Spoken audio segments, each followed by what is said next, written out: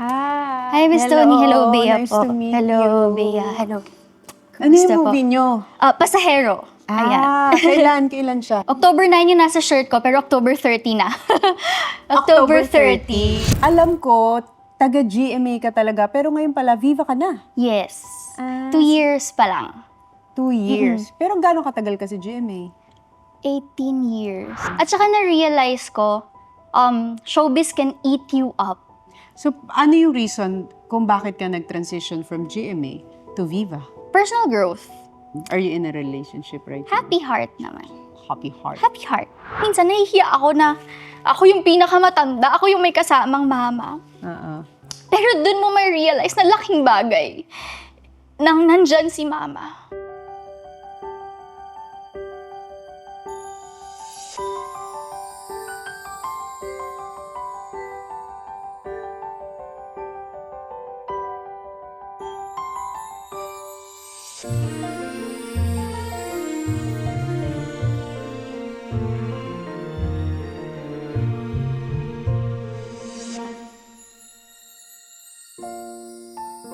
Tungkol saan yung movie?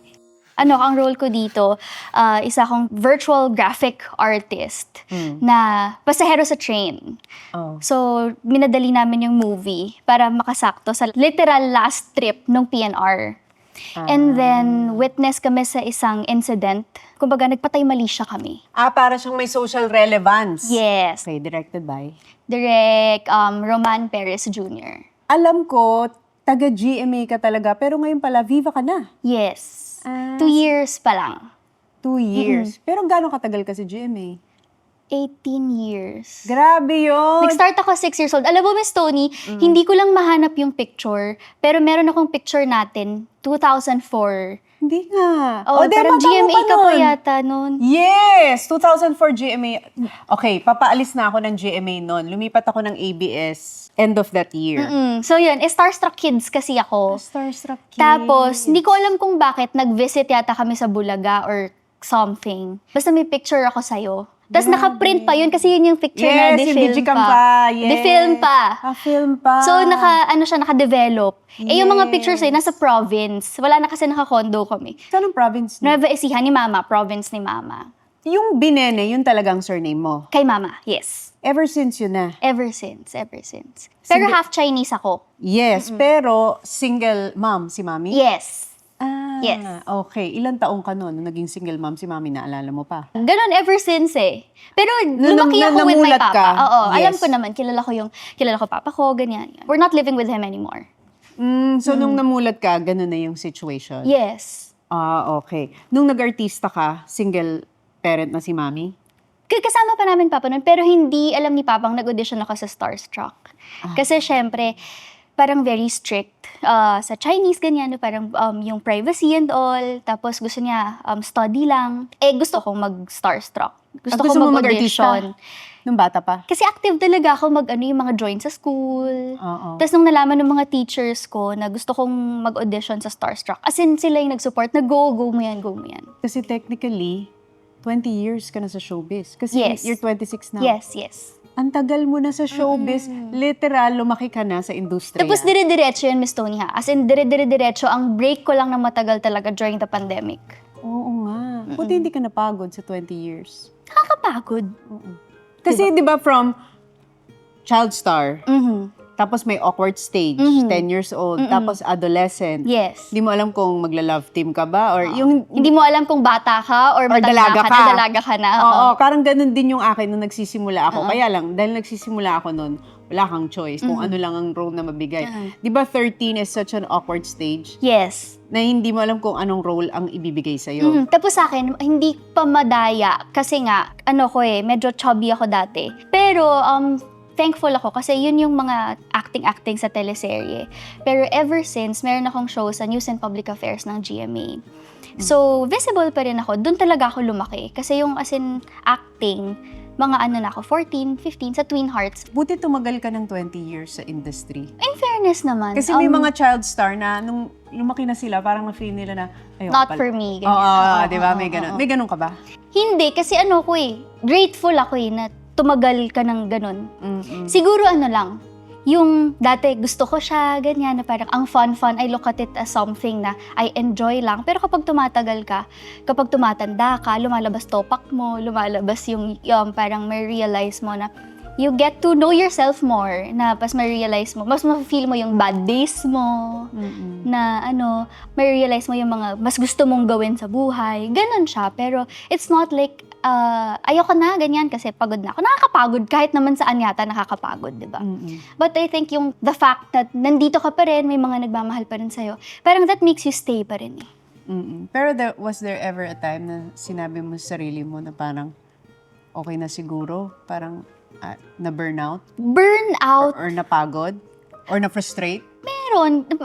Kasi ang hirap magpapayat, nakaka-frustrate. Nakaka-frustrate magpapayat na gutom na ako. Bakit? Ayun ba lagi sinasabi sa'yo? Kasi yung braso ko kasi minsan mukhang hita sa TV. Kasi plus 10 pounds sa TV. So, very conscious ako, like mga sleeveless, ganyan. Tapos, syempre ngayon, hindi ako parang yung iba, ang bilis lang magpapayat kasi, I'm not saying na I'm against it or what. Ganun. Pero alam mo, na-realize ko, kapag lumaki ka sa industriya, kasi nanood ako ng documentary, yung mga child stars in Hollywood, naiiba yung mindset eh. It somehow messes with your way of thinking. If you grew up, I'd like to say, make-believe environment. Because when you are in showbiz, we are in the business of show. Everything is for show. Even if you're having a bad day, you cannot show the people. If you're going through something personal, you cannot show. Kasi you're here to entertain, to perform. So most of the time, celebrities or public figures tend to get misunderstood.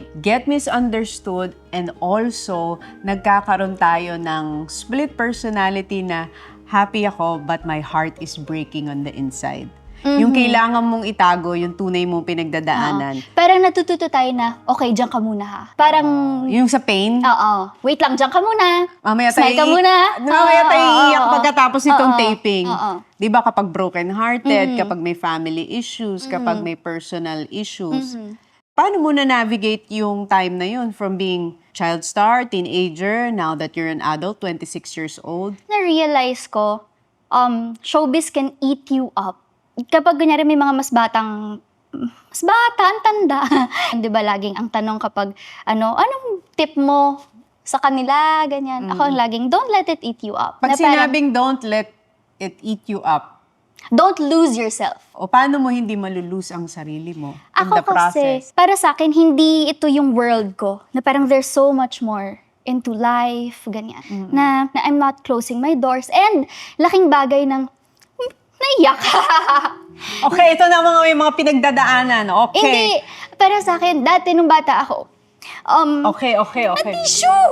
May mga hugot na tayo. Okay. For sure, makaka-relate ka rin, Miss Tony. Yes. Pero nung bata Alam tayo, ko yung sinasabi kapag kasama mo, let's say, ako kasi hanggang ngayon, kasama ko si Mama. Si Mama. Mama ko po. Yes. Hi, ma'am. Ayun, so lagi kong kasama si Mama. And dati, parang minsan nahihiya ako na ako yung pinakamatanda, ako yung may kasamang mama. Pero dun mo may realize na laking bagay nang nandyan si Mama. Na, syempre dati, nung feeling mo, lagi kang pinagbabawalan, lagi kang, no, parang lagi kang kinokontra. Napagod ka na nga, hindi binibigay what you want. But when you grow up, especially now I have a sister, that's when you realize na, nga, may point siya. And the way that pinalaki niya ako, na diniscipline niya ako, I'm proud na ganito ako. Sobrang laking factor because of her. Ayun. Alam niyo dun sa mga bata na nakikinig. Makinig kayo sa magulang niyo. Oo, totoo yan. Talagang minsan darating sa point, akala mo pinakamalaking kontrabida sa buhay mo, yung magulang mo. Pero wala pa akong narinig na nanay na ang gusto ay mapahamak ang kanilang mga anak. Totoo. May iba-ibang ways lang siguro of showing. Iba-iba ang ways nila, pero ang bottom line nun, kaya sila nagiging mahigpit o kaya parang minsan hindi nyo naiintindihan ng ways nila kasi pinoprotektahan lang nila kayo para hindi kayo masaktan in the future. So yung mga values na meron ka ngayon, yung mga principles in life, yung beliefs, lahat yan in-instill ng mami mo? Yes. Ever since I started Doon niya ako sinabihan na kailangan lagi kang may charity, lagi kang mag-help. So ever since nag-start ako sa GMA, active na ako sa pag-volunteer sa Kapuso Foundation, Haribon Foundation, ganyan. And then until now, na wala na ako sa GMA, minsan may nag-host pa rin ako for events ni Kapuso Foundation, ngayon sa Philippine Red Cross. Ever since. Aside from charity, best advice na nabigay sa'yo ng mami mo? Huwag mong kakalimutan pinanggalingan mo. And makikinig ka sa kanya. Love. In Best terms advice of niyo sa love. kailangan you go in a relationship thinking, and the reason is you want to spend your life with this person and not just companionship or wala lang, fun. Parang hindi dapat ganun. Kailangan sure ka. Kailangan pang forever na ganun. Yun ang advice Na niya. hindi yung parang Laro lang. laro lang. Pero hindi pag lumaki ka sa industriya, feeling mo ang laki ng miniature mo in life. Feeling mo, mas matured ka sa others your age. Oo, kasi hindi ka lumaki sa normal environment. Even sa sister ko, Miss Tony, she's 15. Na lagi akong, hindi ako ganyan nung 15 ako. Pero na-realize ko, oo nga, kasi nung 15 ako, halos puro matatanda kasama ko. Hindi ako masyadong nagsispend ng time with kids the same age as mine. So tingin mo yun ang naging advantage. Nag-mature ka ng maaga kasi nga you get to hang out with people who are mature in the industry. So parang Yes. mabilis kang nag-mature as a person. Saka marami ako natutunan. Like, Being professional, kailangan maayos, pagiging proper. ano tingin mo yung disadvantage naman? Unang-una, studies. Kahit sabihin mong gusto mong mag-aral, ang hirap, Miss Tony. Nag-start ako mag-school, 2 years old, 2.5. So if hindi ako na-stop, if dire-diretso, without K-12 pa nung time na yun dapat 18 graduate na ako ng college. Pero kahit anong push mo may time na hindi naman lahat ng school maintindihan yung work mo, na yung ibang school, college, 8 absences lang. After nun, parang maano ka na, hindi ka na makakapasok, hindi ka na incomplete ka na sa subject, and that sometimes demotivates you because you're doing everything you can and then it's just the circumstances, it's just your situation, and then wala pa, sayang. But I think sana magawa ng lahat yung education. And then number 2, privacy. Yun yung isa rin sa matututunan mo as you age, as you mature. Isa pa siguro. Yung ngayon na lahat ng tao may sariling truths. Na, Meaning? like may kanya-kanyang opinion na sometimes, hindi, kahit opinion lang, feeling nila yun na yung totoo. Not just sa akin in Sa lahat. general.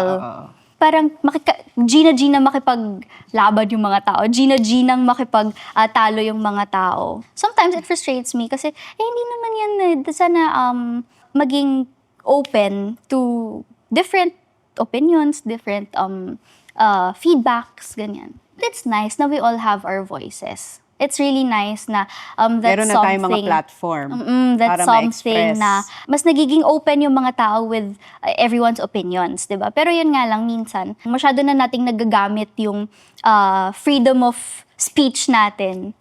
But hindi natin alam na it affects other people also in a not very good way. Meron bang misconception sa'yo? Na masungit daw ako. Minsan, inaamin ko naman, charot. Ako kasi, hindi ako yung, let's say, sa work.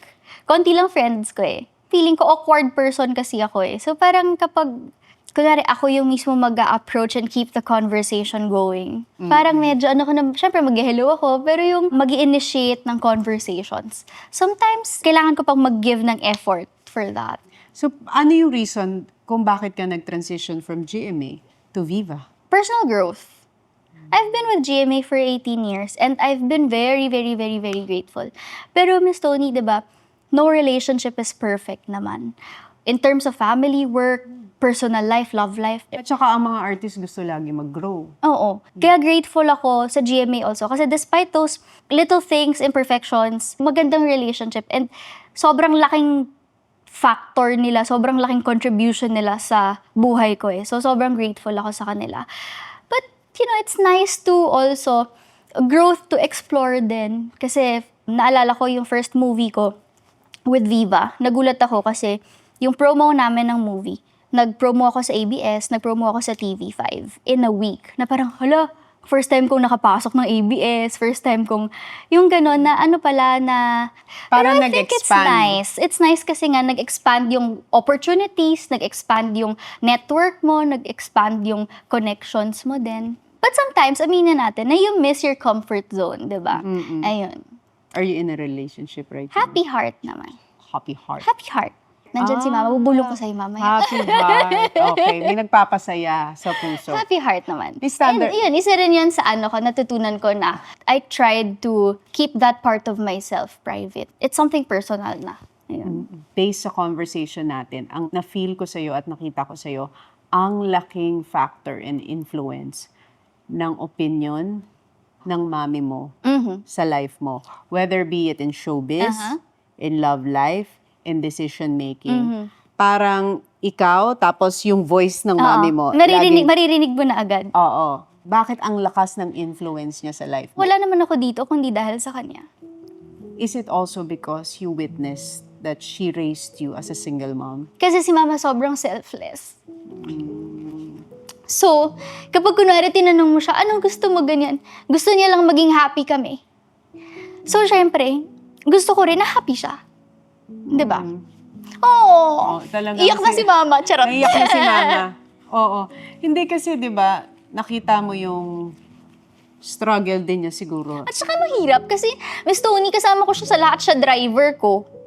Siya nagde-drive sa akin. Mapupuyat siya sa taping kasama ko. Oo. Kapag kunwari makikipag-meeting, let's say sa mga boss, sa manager or Kasama something, kasama siya, maiiyak pa siya una.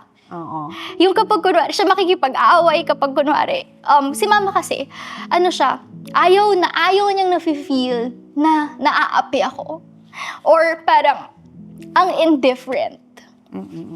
I think kahit sinong, Kahit sinong nan. diba? Ilalaban nila yan. Yes. Ipagtatanggol nila yan. Kasi anak nila yan. Yes. So, ang laki ng pagmamahal mo sa nanay mo. But at the same time, meron kang dad. Ano ang naging role niya sa buhay mo? Malaking factor. Papa's girl ako eh. Mm.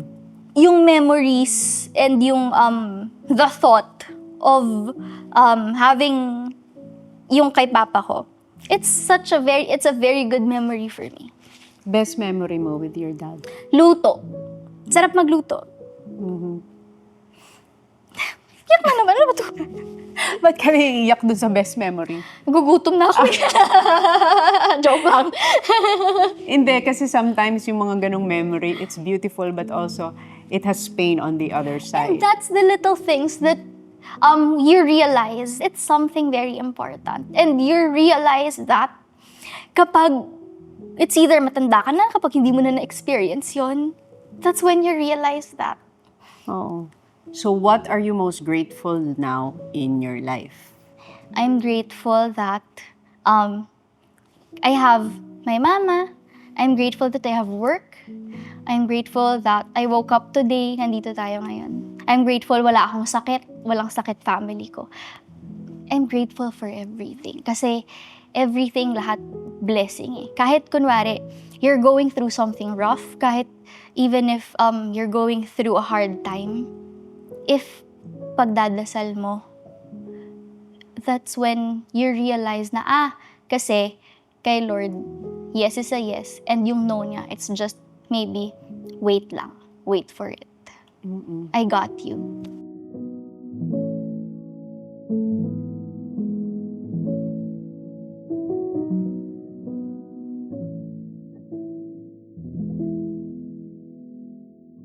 Meron pa ako ipopromote. Oh, go. Ano pa? Chasing in the Wild, ano yun, sa University Series, book 3 siya, Wattpad adaptation ng University Series ni Guy Saludes. So, meron siyang combined of 600 million reads sa Wattpad. Inadapt ni Viva to 6 books. So, nasa 3rd book na kami ngayon, yung Chasing in the Wild. It's streaming exclusively now on Viva One. So, sana panoorin niyo po. Saan yung Viva One? In the app streaming, parang sariling Netflix ni Viva. Pero Viva One, hindi Viva Max. Oo nga. So, magkaiba yun. Opo. Okay, Doon ako sa okay. Viva One. Okay, so Viva One tayo. Opo. Kasi Iba Miss yung Tony, Viva Max. pagkaupo ko pa lang sa harap nila Boss Vic tsaka nila Miss Veronique, hindi po ako mag-Viva Max. Oo, Ayun. hindi natin kaya yung Opo. ganon. Oo. Baka hindi po kayanin ni Mama.